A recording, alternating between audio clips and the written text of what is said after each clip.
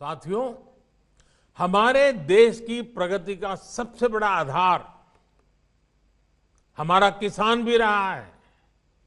चौरी चौरा के संग्राम में तो किसानों की बहुत बड़ी भूमिका थी। किसान आगे बढ़ेंगे,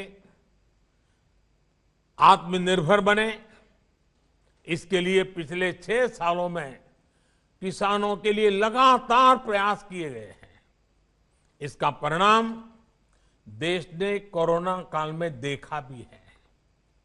महामारी की चुनौतियों के बीच भी हमारा कृषि क्षेत्र मजबूती से आगे बढ़ा और किसानों ने रिकॉर्ड उत्पादन करके दिखाया।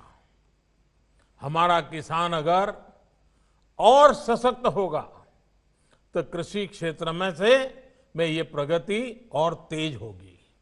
इसके लिए इस बजट में कई कदम उठाए गए हैं। मंडियों किसानों के फायदों का बाजार बने, इसके लिए 1000 और मंडियों को इनाम से जोड़ा जाएगा।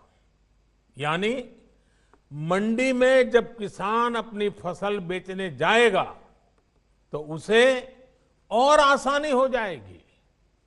वो अपनी फसल कहीं भी बेच सकेगा।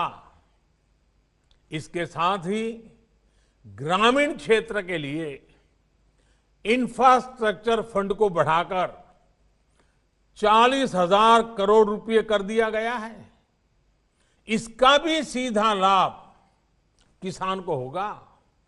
ये सब फैसले हमारे किसान को आत्मनिर्भर बनाएंगे, कृषि को लाभ का व्यापार बनाएंगे। यहां यूपी में जो केंद्र सरकार ने जो प्रधानमंत्री स्वामित्व योजना की शुरुआत की है, वो भी देश के गांवों के विकास में अहम भूमिका निभाने वाली है। इस योजना के तहत गांव की जमीनों, गांव के घरों का कागज गांव के लोगों को दिया जा रहा है। जब अपनी जमीन के सही कागज होंगे, अपने घर के सही कागज होंगे, तो उनका मूल्य तो बढ़ेगा ही, बैंकों से बहुत आसानी से कर्ज भी मिल जाएगा। गांव के लोगों के घर और जमीन पर कोई अपनी बुरी दृष्टि भी नहीं डाल पाएगा।